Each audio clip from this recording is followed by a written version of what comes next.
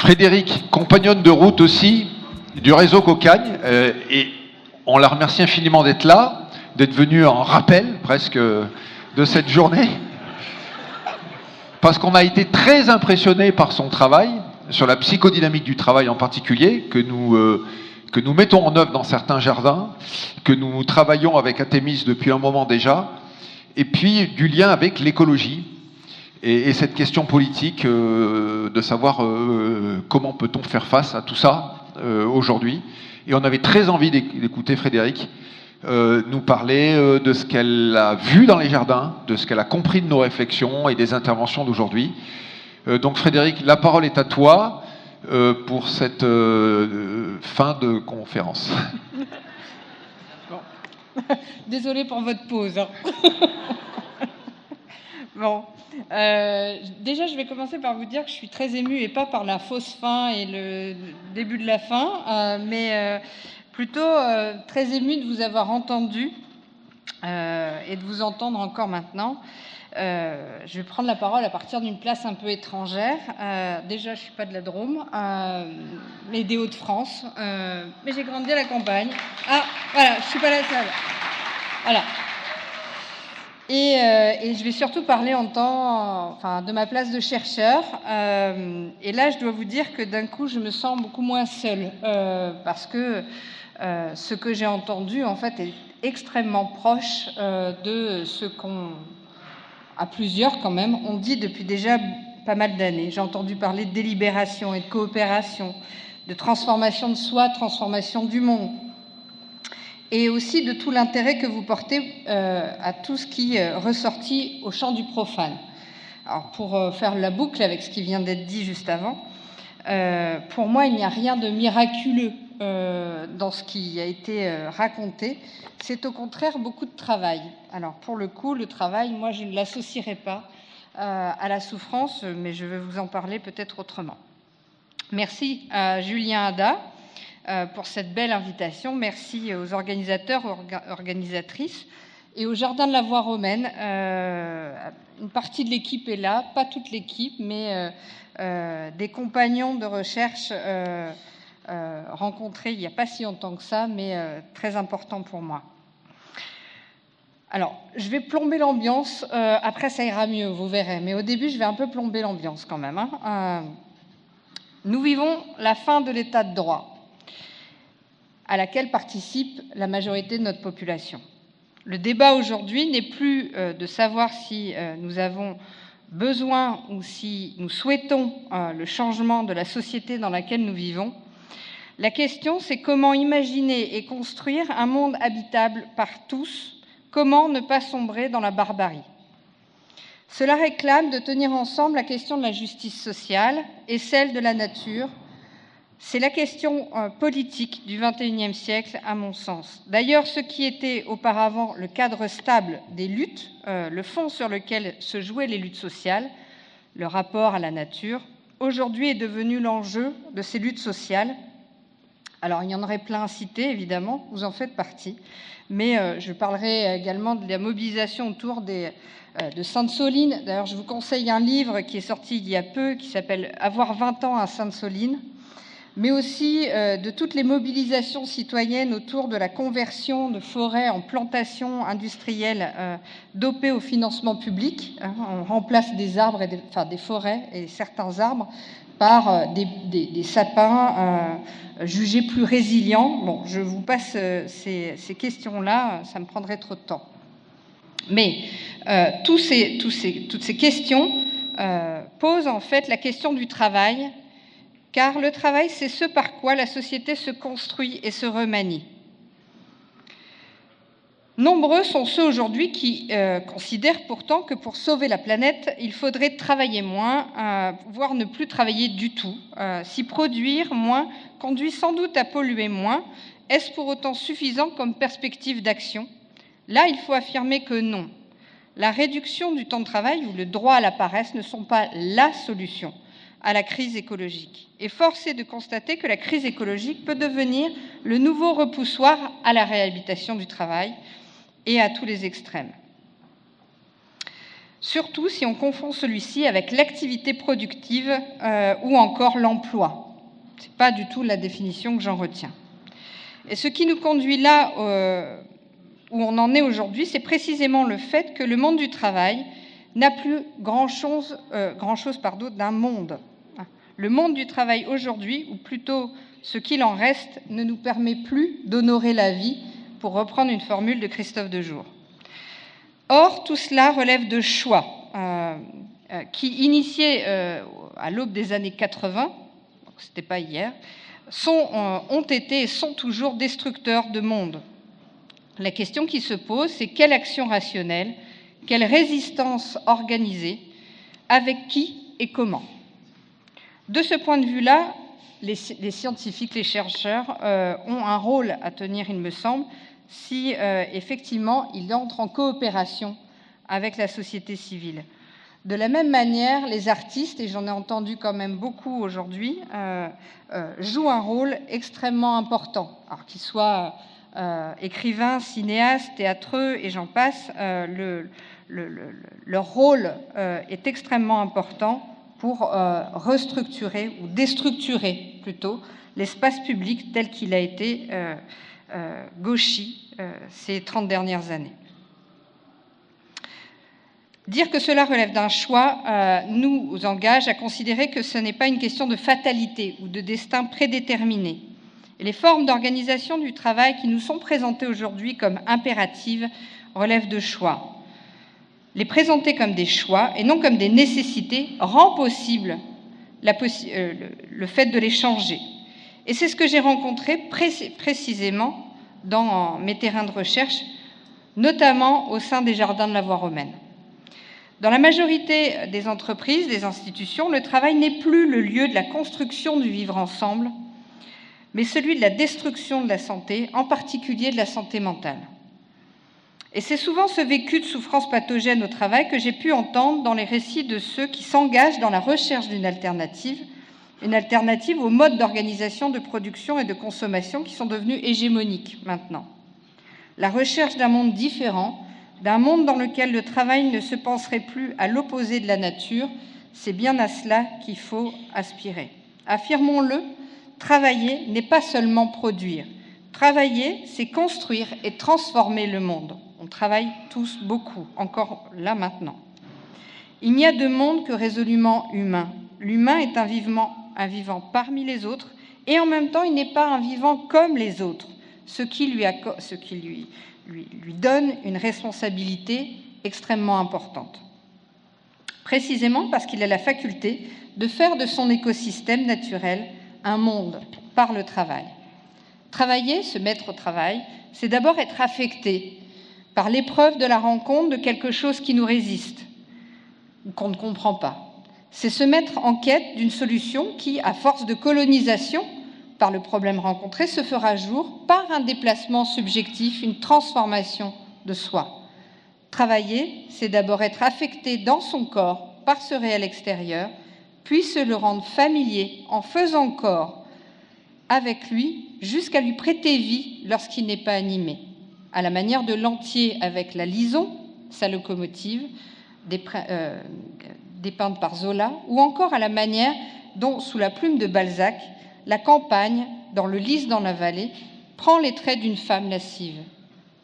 Donner vie à cette réalité externe est la condition à partir de laquelle les rapports que nous construisons avec elle ne sont pas une simple exploitation. En cherchant à transformer le monde qui l'habite, c'est bel et bien le sujet qui se transforme lui-même. À force de faire corps avec l'animal, l'éleveur devient plus sensible, plus habile, par exemple jusqu'à sentir la maladie avant qu'elle n'apparaisse réellement, et laissant à l'observateur extérieur l'impression trompeuse de savoir-faire naturel, instinctif, voire miraculeux. Dans ce corps à corps avec le réel, préalable à la trouvaille, c'est bien la subjectivité engagée qui se trouve déplacée et remaniée. Quand cela est possible à mettre en œuvre, donc, travailler nous transforme et peut nous rendre plus sensibles, éprouver la vie en soi, pour reprendre encore une formule de Christophe Dejour. La dextérité, la patience, le tact, la précision des gestes sont autant d'habiletés qu'on n'a pas de nature, mais qu'on acquiert ou qu'on conquiert dans le rapport au réel et avec les autres. Et par la construction de ces habiletés, qui sont des registres de notre corps, nous nous construisons subjectivement. L'établi de De Marcy, c'est le nom d'un livre de Robert Linhart, n'est pas seulement une excroissance instrumentale, il est aussi partie de lui. Travailler, c'est chercher, tester, échouer, chercher encore, et surtout se laisser coloniser intimement jusque dans nos rêves, par le problème constitué, par le réel rencontré. Car c'est à la faveur de cette colonisation que peuvent intervenir des remaniements, en premier lieu imperceptibles, mais qui sont la clé de toutes les solutions. Si bien que l'acception du travail que l'on retient déborde largement la production, mais désigne les dimensions invisibles du travaillé dans ses dimensions intra- et intersubjectives. Le travail de pure exécution n'existe pas. Aussi précises soient-elles, les prescriptions ne viennent jamais à bout de tout. Un travail de qualité exige de tricher, de s'écarter des règles pour inventer d'autres chemins, d'autres solutions inédites. Le travail vivant, c'est celui dont je parle, celui qui participe de la construction de nous,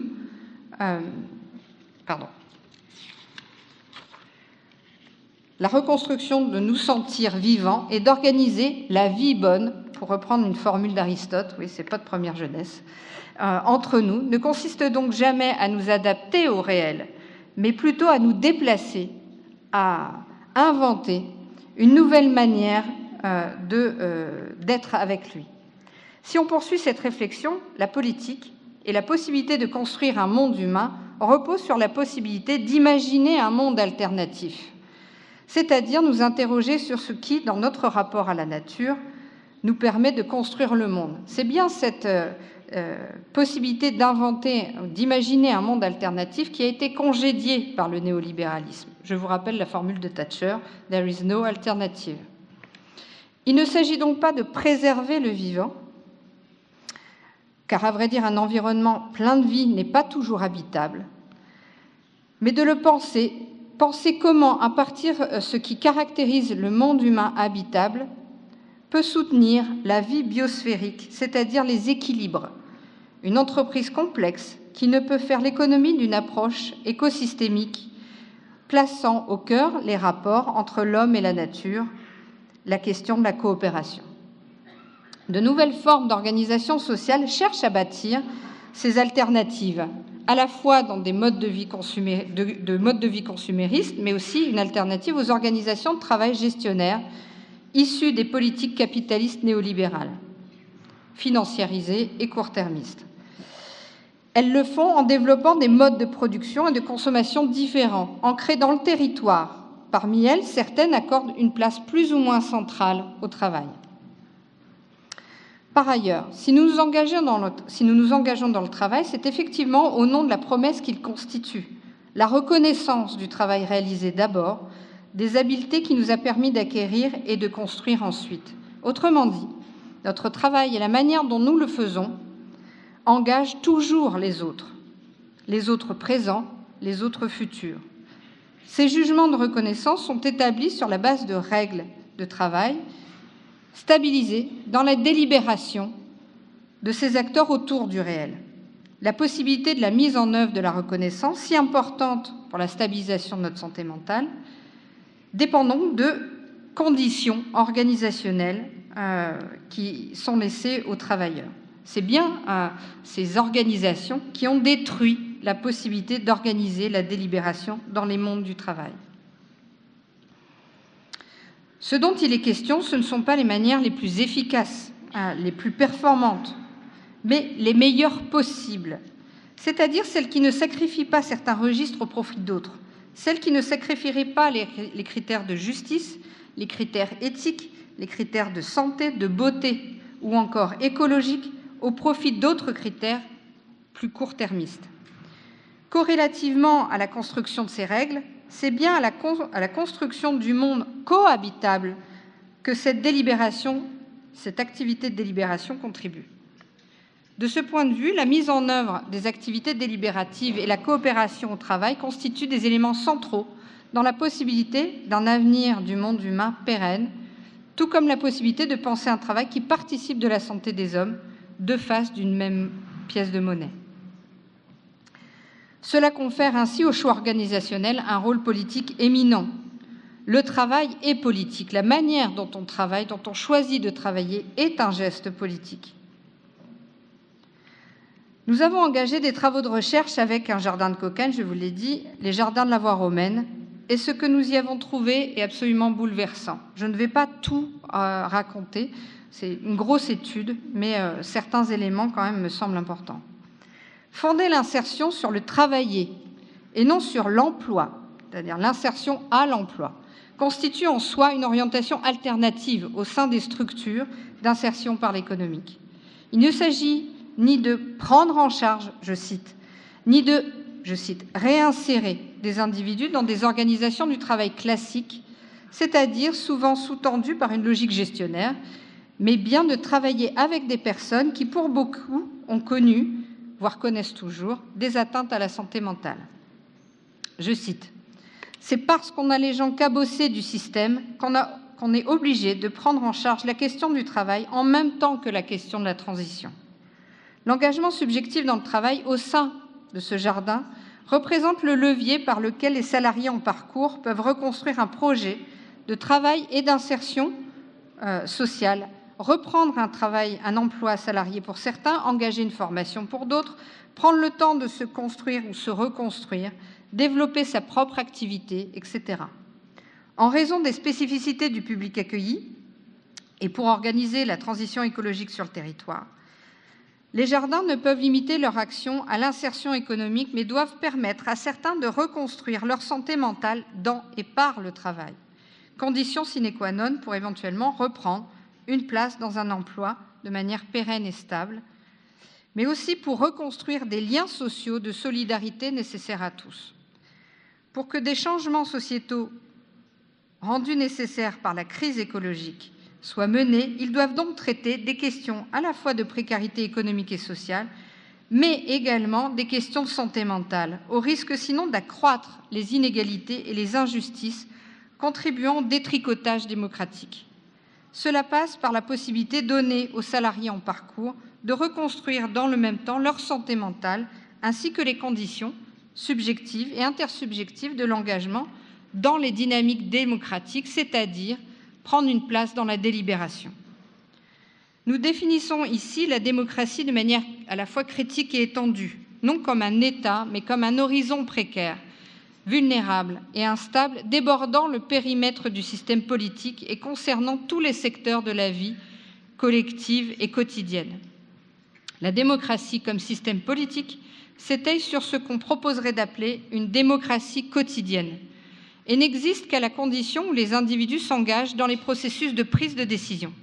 Cela ne se limite pas à leur donner un droit à participer, mais bien qu'ils se sentent dans le devoir et la possibilité de le faire de manière authentique. Dans cette perspective, ce système politique ne peut exister que si les individus peuvent se sentir responsables les uns envers les autres, c'est-à-dire si les individus sont en mesure subjectivement de s'engager dans la discussion collective.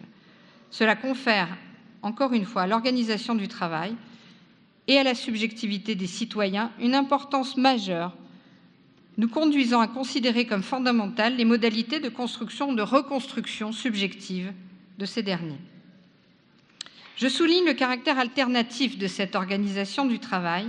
Les transformations actuelles et passées des organisations de travail depuis 30 ans ont déconstruit, voire détruit, les liens de solidarité et de confiance entre les individus, de la même manière qu'ils ont détruit le rapport à la nature, et ainsi favorisé la progression de l'anomie, de la solitude, jouant ainsi un rôle majeur dans la multiplication des atteintes à la santé mentale des individus. Restaurer la capacité de ces derniers à se sentir engagés, responsables à l'égard de l'autre, représente en ce sens un geste politique tout aussi capital que délicat, et notamment en raison des défenses qu'on a mobilisées jusqu'alors pour tenir. À partir de l'engagement subjectif au travail auprès de la nature, et en raison de la coopération que ce travail réclame, les salariés en parcours sont mis au travail sur eux-mêmes, jusqu'à devoir construire et développer ce que j'ai appelé des habiletés de soins envers la nature, envers les autres collègues, envers eux-mêmes. Le temps du travail au sein des jardins est l'occasion pour les salariés en parcours, sur des registres à chaque fois singuliers, mais aussi communs, de se reconstruire du point de vue de la santé mentale. Outre le fait de, et je cite des salariés en parcours, réapprendre à vivre comme il faut, réapprendre à aimer les gens, d'être devenus plus sociables ou encore plus tolérants. Ils ont pu ainsi décrire une forme de responsabilité les uns envers les autres, pas seulement dans le rapport technique au travail, les savoir-faire techniques, les savoirs, mais aussi à l'égard de l'état subjectif de l'autre. Cela se traduit en retour par des transformations subjectives consistant en un accroissement des possibilités de s'éprouver soi-même, mais aussi d'éprouver en soi l'amour de l'autre et l'amour de soi. Je cite encore, « Avant, je n'aimais pas les gens », nous a dit une des volontaires de l'enquête avec les salariés en parcours. Ce point est caricaturalement opposé à ce qui se joue et à ce que je vois tous les jours, à la fois dans mon cabinet, mais également dans mes interventions dans les milieux ordinaires de travail.